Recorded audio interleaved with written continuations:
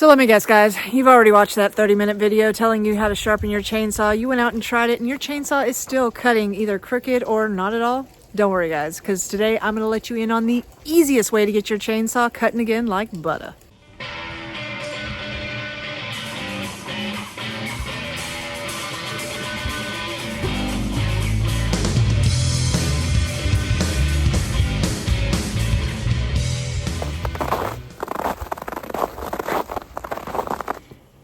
Now, I have been asked a lot of times to make a video on how to sharpen a chainsaw chain, but the truth is, even though I have sharpened thousands of chainsaw chains, I don't use a file.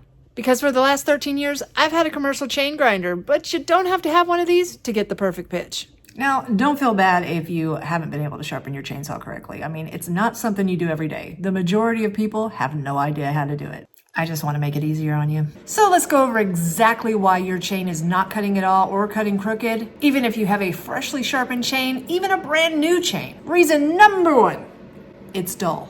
I know what you're thinking, I'm crazy, but listen, in the many years that we worked on chainsaws and sharpened chains, you have no idea how many times people would come pick up their freshly sharpened chains or buy brand new chains for their chainsaw and come immediately back and say, this chain does not work, it is not cutting anything. And I'm telling you guys, even though you don't think it can happen, you can dull your chain the first cut. Because most don't realize how easy it is to dull a chain. Okay, so I got a brand new chunk of chain here so I can show you guys. You have three main parts to cutting with your chainsaw. You've got your top blade, the side blade, and your drag.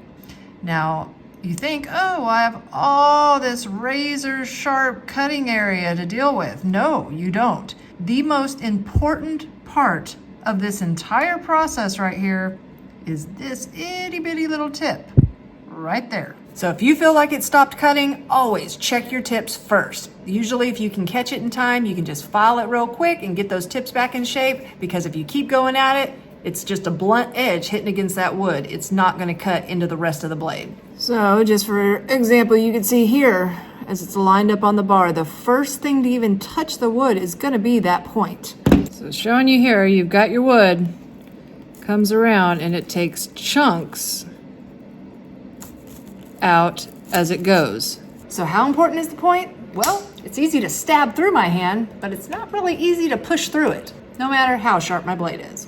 Number two reason why your chain's not cutting at all. Next, we're going to talk about drags. Now, I have my brand new chunk of 3/8 full chain here, and I have a chain that's been very used and sharpened of 3/8 full. Let me get these together so I can show you how much this one's been sharpened comparably to the brand new chain. About right there. So you can see it's about half gone so far. So why do they even put these little drags on there? To slow you down. So I know what you're thinking. Well, I don't want to be slowed down. I want to cut through this wood as fast as possible. So why can't I just get rid of that little thing? Well, they're there for a reason. Now, there's a song and dance to this. The top of your drag from factory comes 25 thousandths lower than the tip of your tooth. That is actually your cutting swath. Now, the teeth are set at an angle, and after so many sharpens, it starts wearing down so far that the tip of your tooth, no matter how sharp, gets hidden behind your drag, and then it don't want to cut. So, although you're not going to have to do this as often as you are going to sharpen, every once in a while you do want to file your drags down. You're going to have to break out your flat file and just give it some good swipes. If you can push really hard, you can get through them quicker.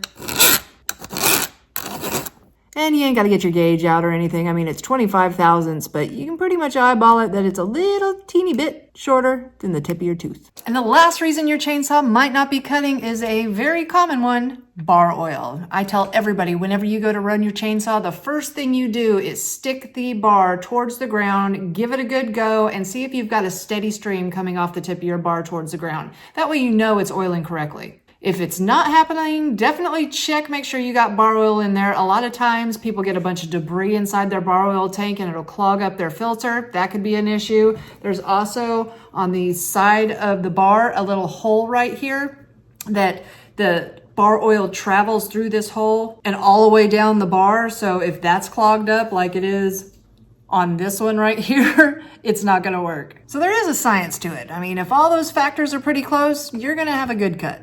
Now let's go over what's going on if your chainsaw's wanting to cut at a curve. Now the first reason is one you might not think about. If you have a chain and you've been using it a bunch and you find nothing wrong with it, everything on top is perfect, your tips are fine, it's sharpened perfectly, and it just keeps cutting crooked, sometimes even though it's still good on the top, you might have worn out the bottom. The drivers that actually ride in the bar will wear over time. So the metal that the chain is made out of is softer than the bar. So over time, as those drivers start to thin on each side, they'll start to bend over in the bar while it's running and cut crooked. Second reason, and it's hard to spot because you look at your chain and you might look at a tooth and say, gosh, it still looks perfect. Everything looks sharp. My point still looks good, but you gotta check both sides.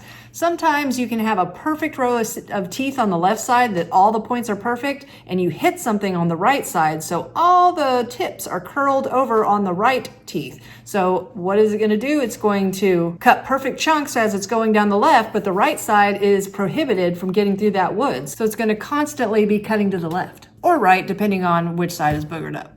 And the third reason is things haven't been evening out while you've been sharpening your own chain. No matter when you're left-handed or right-handed, when you're falling one way, your body's in a groove going a certain way, but when you go the other way, it's doing something different, no matter how hard you try. So when a customer would bring a chain in and ask us to straighten it up when it had such a drastic difference in cutting teeth lengths, I would say no. One, because it puts a lot of heat on that chain as I'm grinding it down, and two, it puts a lot of use on my $150 diamond wheels. But if you've got one tooth this big and one tooth that big, you know it's a song and dance, guys. One's gonna cut better than the other, and it's gonna cut in circles. So how are you gonna easily get your chain sharp again? You can take it to the shop, but I charge $10 a pop, and that can get expensive. You can pull out old trusty here, but a lot of times you find yourself weaving and a waving, and it didn't work the last time, did it? You can get these file guides, but they're not very easy to use either. You can't even see what's going on under this thing. Now you can go to Harbor Freight and get a bench chain grinder for pretty cheap, and they are pretty good. But do you really want another tool mounted to your bench that you're only going to use every once in a while? Probably not. But you could use a tool that you probably already got. I know most of you guys got a Dremel, and Dremel's got a really cool chainsaw sharpening attachment. Let me show you how it works. The first thing you got to do is identify what chain is on your chainsaw, and you can usually find this right on this information on the side of your bar. Like this one says 3/8. Now there's 3 main chains that come on all homeowner saws and commercial tube is 3/8 low, 3/8 full, and 325. Now the 3/8 low is much smaller than the 3/8 full. You'll be able to tell the difference, and the 325 is sort of in the middle, but each one takes a different file. So here I got the hand files that I keep in stock for all 3 of these chains. We've got 3/8 low, 325, 3/8 full, 7/32, 3/16, and 5/32. But these also come in millimeters, because when you get your Dremel attachment, it does show you on the side bits it comes with. So like if I know I need the one for the 3/8 full chain, I know it's the 7/32 and it's 5.5 millimeters. Closest one, we got a 5.6 here. If I need one for my 3/8 low, it's 4 millimeters. We got one that's 4 millimeters. So yeah, it comes with any one that you can possibly need. Now these are some diamond ones that I'm gonna try out. Cheap, I'm just gonna see how they go. I'll let you know about them later.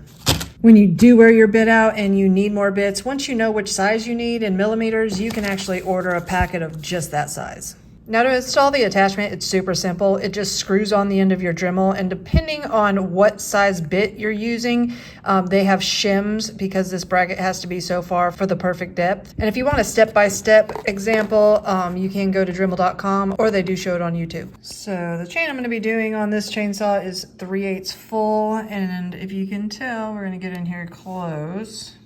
It's not that bad dull, but you can see all the ones on the right side have a little curve over the edge. The ones on the left are still almost perfect. You can see here, this one's curved. So something came along that right side and took out the tips. Now, even though only one side is boogered up, you're still gonna wanna do the same on the other side as you do on that one. That way you can keep your teeth at the same length. Now, the first thing that's cool is you don't have to worry about depth. A lot of times I'd see customers bring their chainsaws in that they'd been sharpening themselves, and they would sharpen and push downward instead of up towards the cutting tooth. And you'd find that they had big divots out of their links. This one, the bracket sits right on top, just like that. Now the 30-degree angles, 30 degrees is what you want to have your chain pitched at.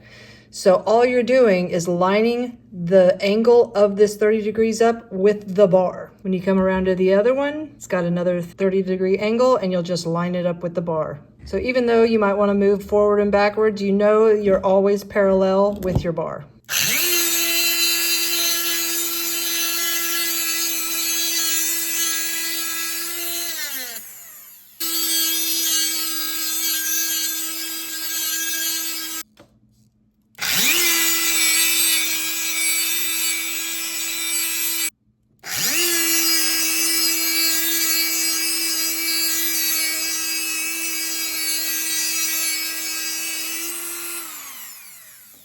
Alright, so I got my chain compared to a new one. It's a pretty nice tip. Pretty nice tip. Pretty nice tip. That's what I'm talking about right there. Nothing's rolled over. This thing's ready to cut. So guys, that's it. I'm gonna leave links to everything in the description box below this video if you'd like to get your own. And if you find yourself coming back over and over again and you haven't hit that subscriber button yet, please think about it. It helps the algorithm out to help more people see my videos, to help them save time, money, and frustration in the future. If you haven't found me at Facebook, find me at facebook.com/Chickanic. Find me on Instagram at TheRealChickanic, or find me at Chickanic.com, where you get your own t-shirts, hoodies, and long sleeve shirts. Thanks guys, and have a great day.